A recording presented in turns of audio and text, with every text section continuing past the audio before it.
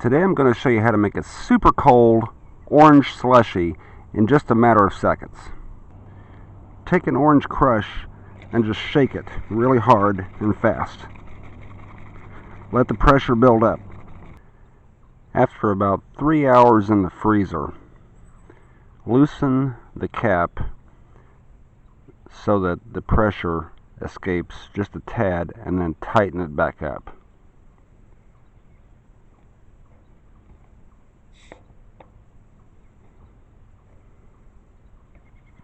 Flip it upside down.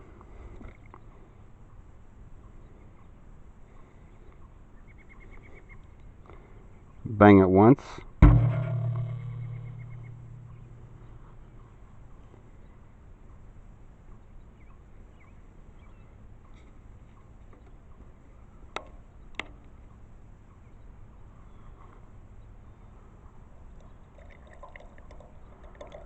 And what you get is a nice